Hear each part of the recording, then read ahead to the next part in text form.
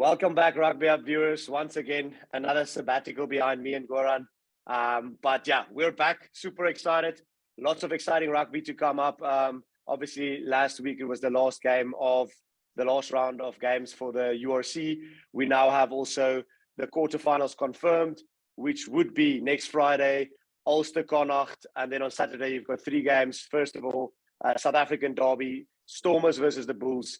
Then you have the Sharks playing Leinster in Leinster, of course. And then you have, last but not least, on Saturday evening, Glasgow Warriors hosting Munster in Scotland. So those are your games for the knockouts of the URC. Next week, we'll obviously do a preview on that. Please tune in. It's going to be exciting. But Goran, before we look at the Heineken Cup knockouts coming up this weekend, it's semi-final rugby. It's Toulouse, Leinster in Ireland, and then the second game, La Rochelle, Exeter in France. Let's quickly talk about the topic. Kolisi, big talk right now. As it stands, he might not be available for the World Cup after that knee injury leaving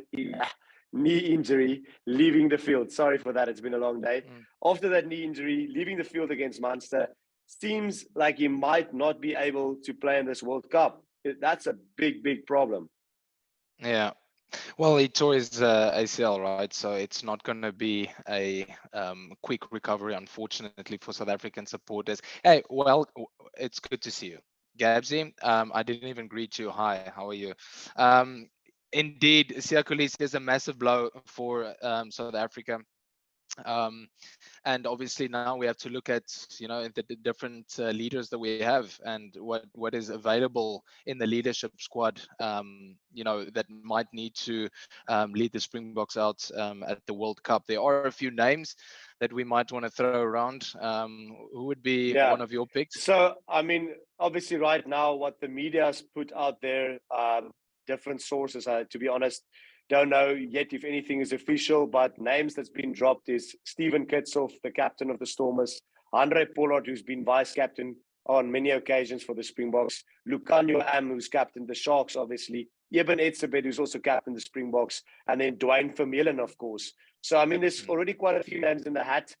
I personally don't know yet if any of those, can really take over the role of Sia. I don't think anyone can take over the role of Sia just because he's also been in tremendous form in recent years.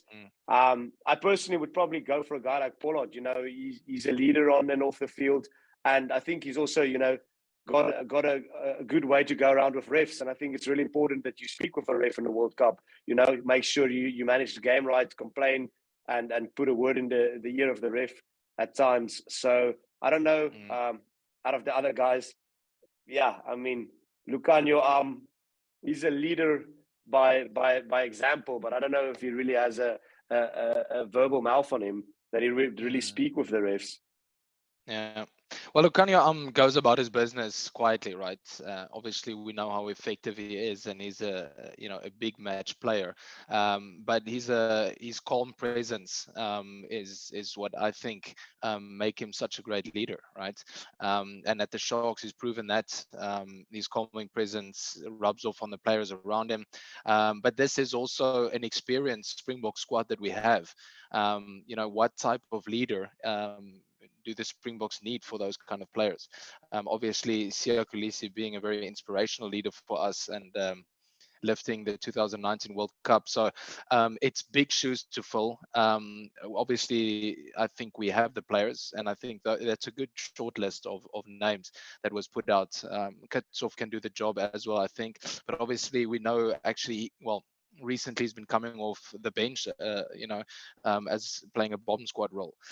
Furthermore, Handre Pollard, he's in good form at the moment. So, and he did captain the Welsh game that we played in South Africa. I think, Kolisi was not there for that game. And then furthermore, obviously with Duane Vermeulen there.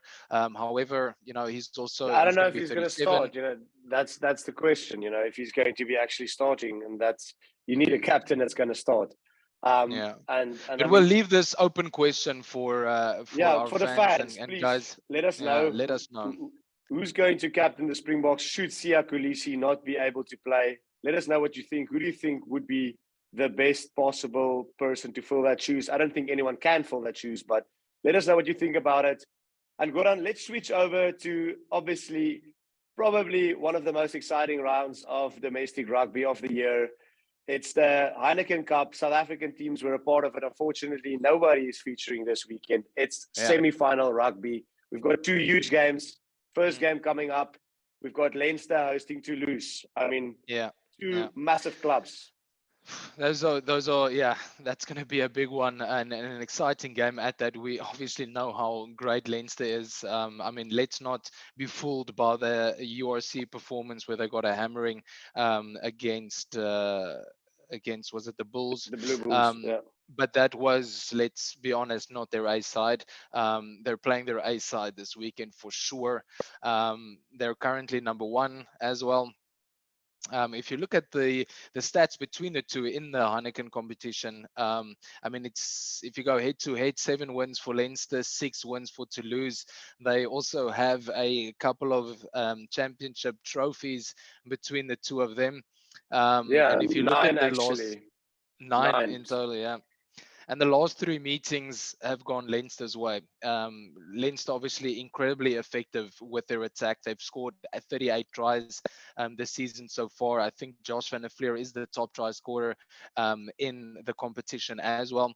And you've got Josh van der Flier, the most recent, best player in the world, versus Antoine Dupont, who's also been the try assist king in this competition for Toulouse. So big game, very exciting game. Who do you think is gonna pep that one? Who's gonna take it home to the final? Yes, Gordon, it's a really back to back. It's a really tough one, I think Toulouse is just peaking at the right time. They haven't played their best rugby against the Bulls, in my opinion, in the early stages of the knockouts, and then they got better against the Sharks. With those players, I'm going to go with Toulouse this time around. I think, at the Aviva. Yeah, I think there's a bit of, off the ball nonsense going on at Leinster as well. So I do think backroom chat. I do think, if it's chat. if it's a time for Toulouse to, go and beat them in Ireland, it's now. So I'm going to go with Toulouse. How about yourself? I think there's no way Toulouse wins that one. It's going to be Leinster all the way. They're going to go back-to-back finals. They might even meet their finalists from last year and also the winners in La Rochelle, who's obviously playing against Exeter this weekend. Another big match. We've had Duane Vermeulen on in our previous pod chatting to us a bit about Exeter and the sort of the culture that they have over there. Obviously, they got the win over the Stormers, if I'm not mistaken, in their last URC outing, which was a big win for them. So I mean, with that, I mean, you mean they Exeter beat them in the Heineken Cup, but So I mean, that was a Stormers team coming off an unbeaten run. I honestly think actually Exeter was the underdogs in that game, even though it was over in the UK. But they but I mean, the Stormers had comfortably beat them. They destroyed them. So so they comfortably beat them, and I think I mean, Exeter has also done it. The 2019-20 year, they beat Racing in the final, so they also know what the winning feeling is like. They've won the Heineken Cup. They know how to go all the way. However, in La Rochelle, tough place to play. I'm going to go for La Rochelle and Jock. I really hope that you guys actually can pull it through. But I just think, considering the season that Exeter has had, I just don't know if they have it in them to go back-to-back in the knockouts.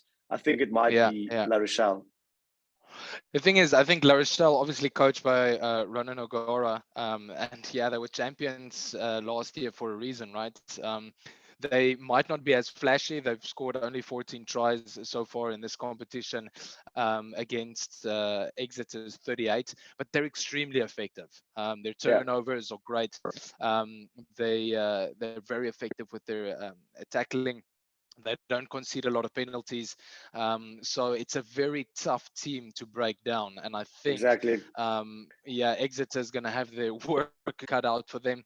You've got some very influential players, obviously, playing at La Rochelle with the likes of Aldrit, etc., some South African wingers, obviously, as well. And then, obviously, yeah, they will go into that game with a lot of confidence, knowing that they were in this position, obviously, last year as well. And they've managed to win this competition. So if you look at the head-to-head, Exeter's been on the better side of things. 4 wins for them, 0 to La Rochelle. Obviously, La Rochelle being in good form in this competition as well. In the last 4 games, they've had wins. It's been a bit up and down for Exeter with a win, draw, win, loss type of a situation. But definitely in the last 3 meetings that they've had in this competition, granted it was in 2020, 2019, and the previous one in 2014, but Exeter has shown that they were the best side in all 3 of those occasions. So, I mean, obviously we know Exeter, they're the English club, the Premiership representatives. So they'll have the whole England rooting for them. I mean, hopefully at least. And yeah, they're a great squad, man. So they're going to put up a hell of a fight. Although, yeah, La Rochelle is definitely a Goran, mammoth to be reckoned with. Yeah. yeah, thank you for that essay on this game. You've heard it from Goran, so he just gave you all the stats and facts there. But can you please tell us now, after explaining to us, how tough this game is going to be, and that, Exeter has done it in the past, La Rochelle has done it in the past. Which team do you think will be going through to the final? I think this game's going to be one up front, where I think Toulouse and Leinster will be maybe more try-fest. It's going to be maybe more entertaining to watch. La Rochelle's forwards are heavy, they're strong, and Exeter's forwards are gritty and never backs down. So it's a great matchup, these 2 games.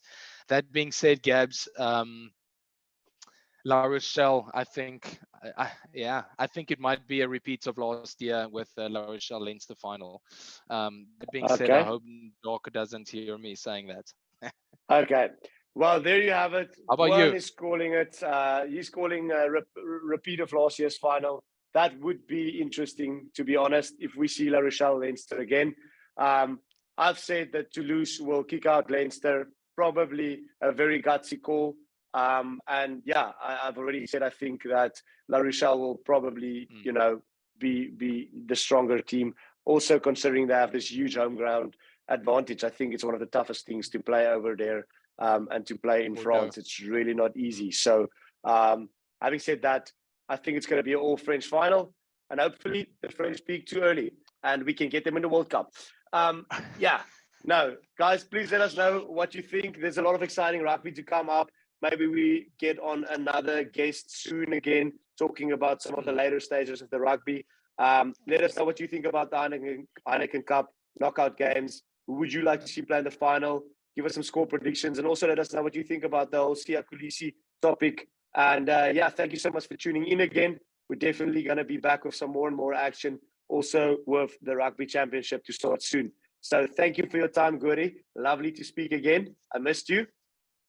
Yeah, I missed you too, buddy. Cheers, guys. Cheers.